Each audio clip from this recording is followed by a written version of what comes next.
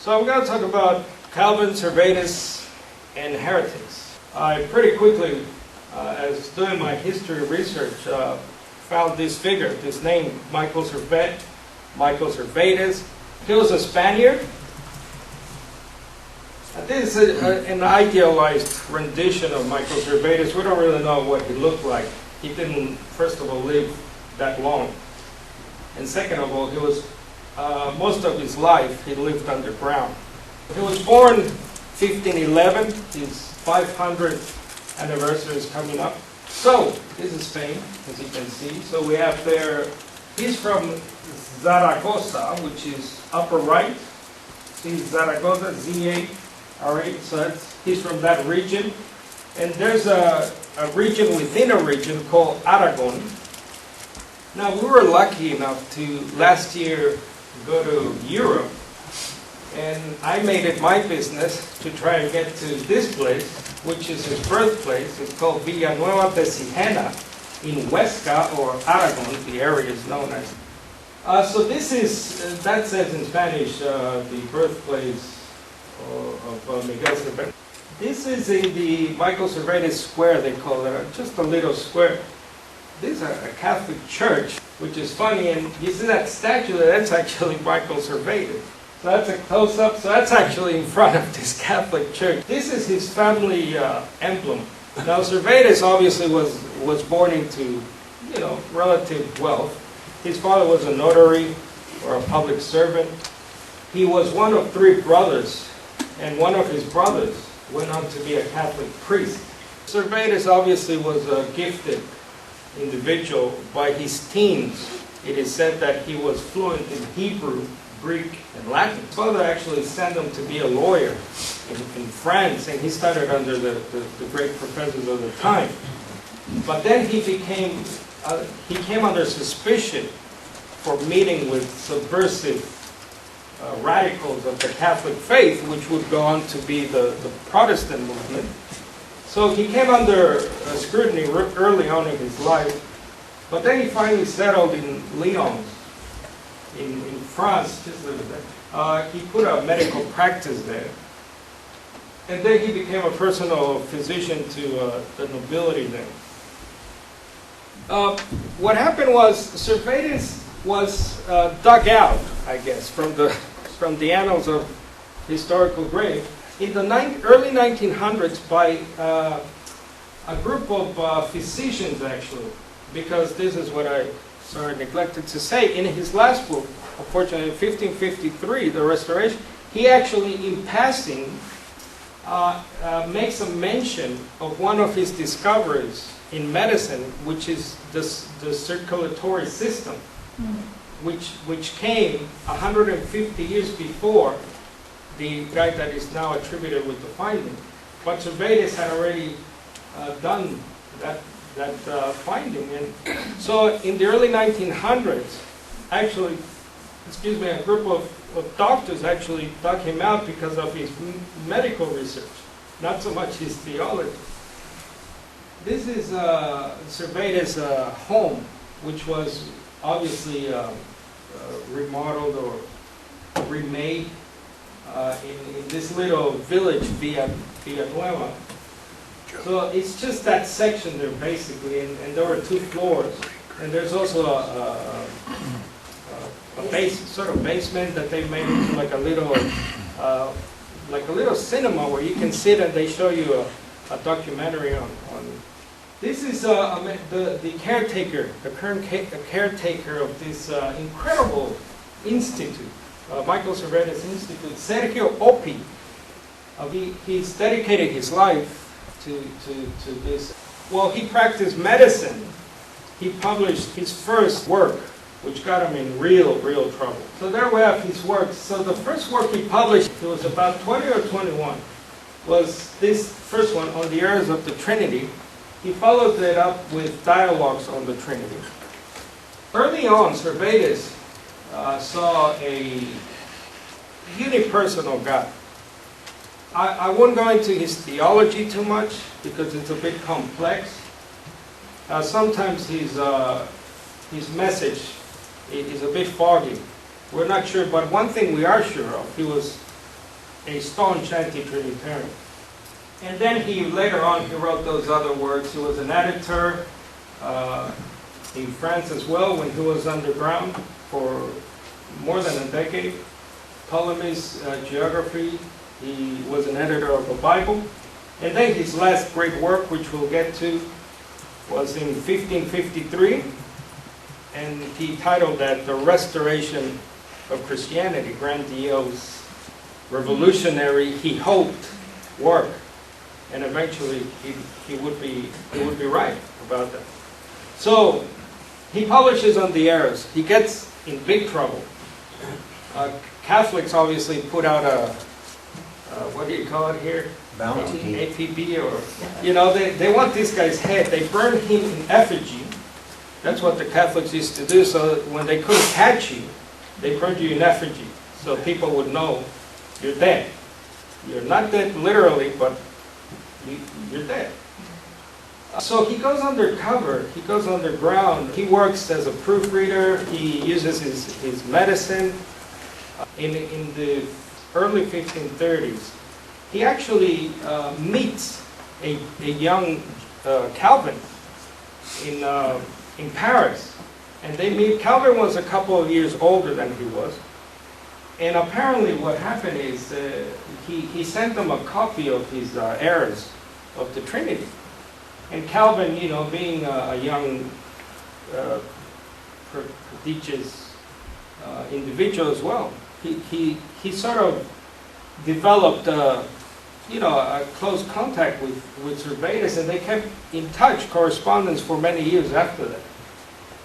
Not yet the sort of enemy relationship that would develop.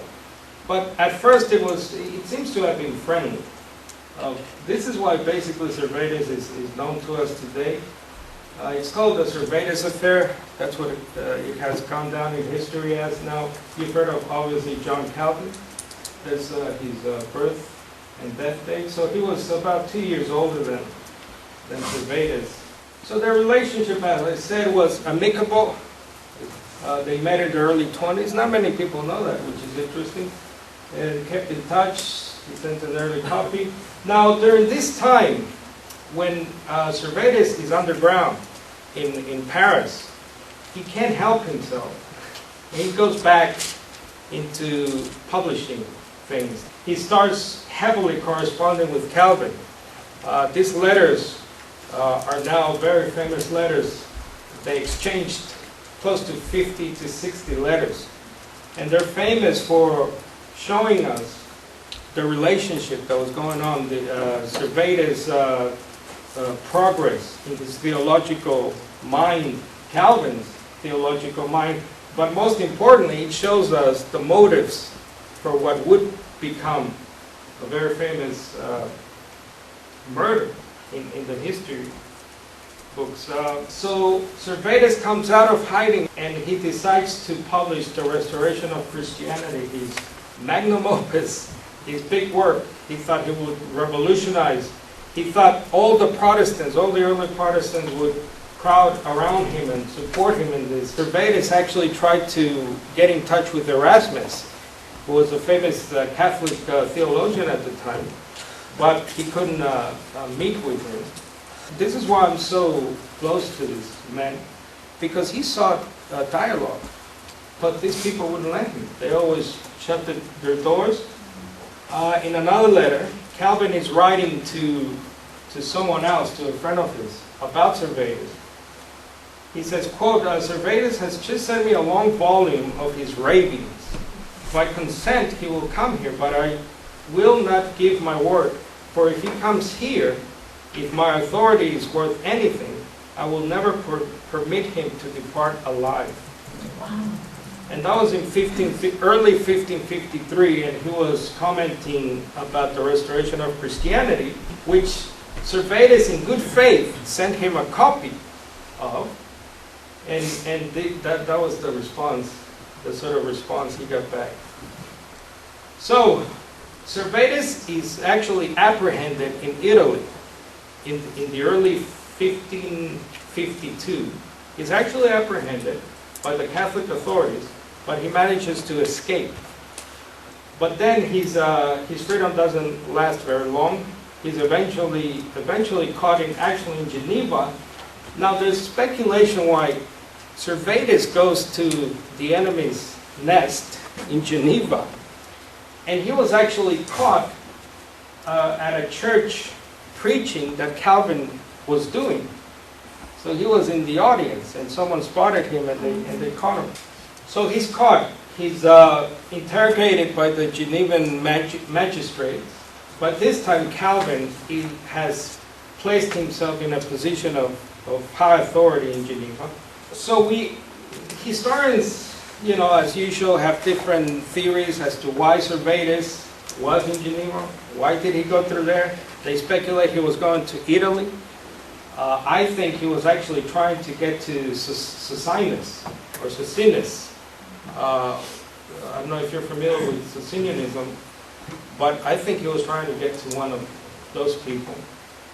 But he's nonetheless caught. He's arrested by the Genevan authorities. So he goes to trial. At his trial, he's charged with a litany of things, about 40 charges, which is ridiculous. 40 charges he's tried on, but only on 2 counts is he eventually found guilty of. And that's anti-Trinitarianism and anti-pedobaptism, which is a baptism of children. So that's the 2 charges that stick, you might say. And this is the thing that I still don't understand with Calvinists. This is history. This is in the history books. All the court records are there. We have all the letters signed by Calvin. He's been sentenced to death. They called him a child of Satan. And this is all in the court transcripts. So this is what I don't understand. And the most damning evidence against Calvin is that Calvin was he was not only a witness, he testified against Servetus, but he also acted as a judge, as a prosecutioner, and eventually as his executioner. And this is all in the court records. Anyone can get to this evidence. One of the books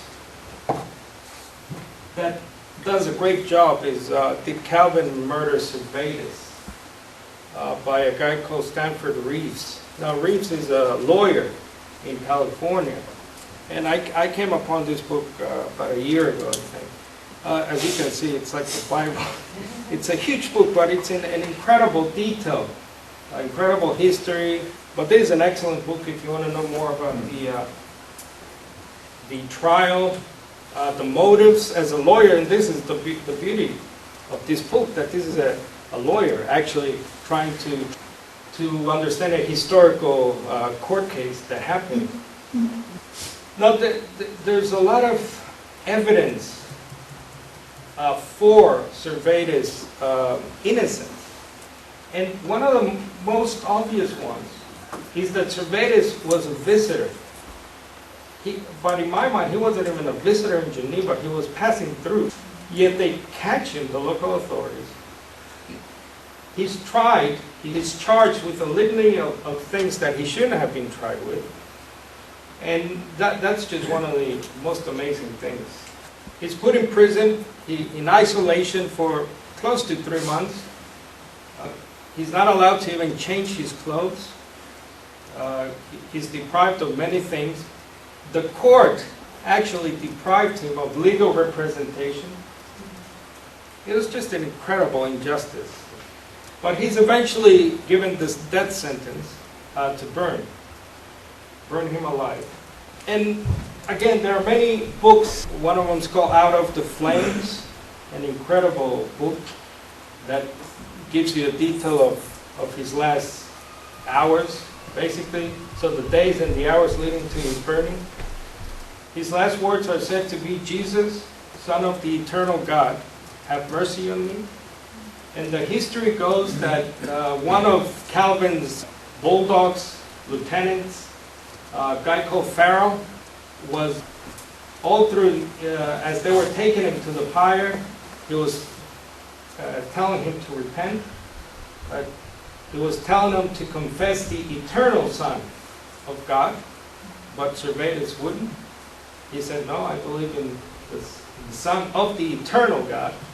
And if he had only, some historians say, changed the wording of that, maybe he would have escaped. So he's burned. Horrible. Like I said, the books like Out of the Flames describe this in detail. I won't go into detail. It's very horrendous. Now, immediately afterwards, immediately after this murder, basically, there are voices against Calvin. And Calvin immediately, the following year, publishes a defenso, he called it in Latin, of his actions, why he was supposedly right to do what he did.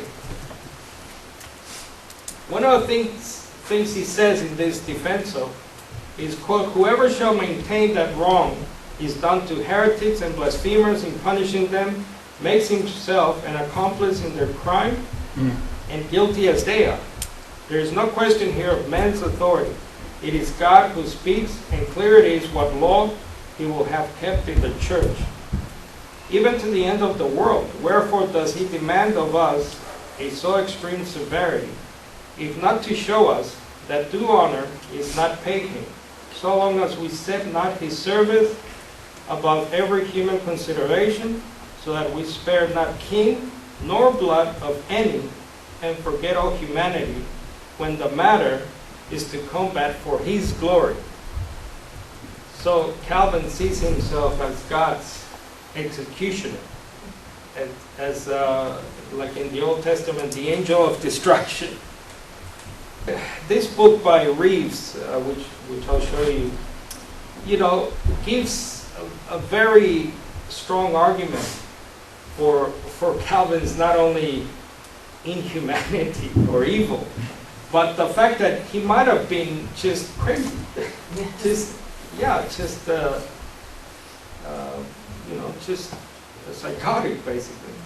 Because unfortunately, Servetus was not the only one to undergo persecution by Calvin.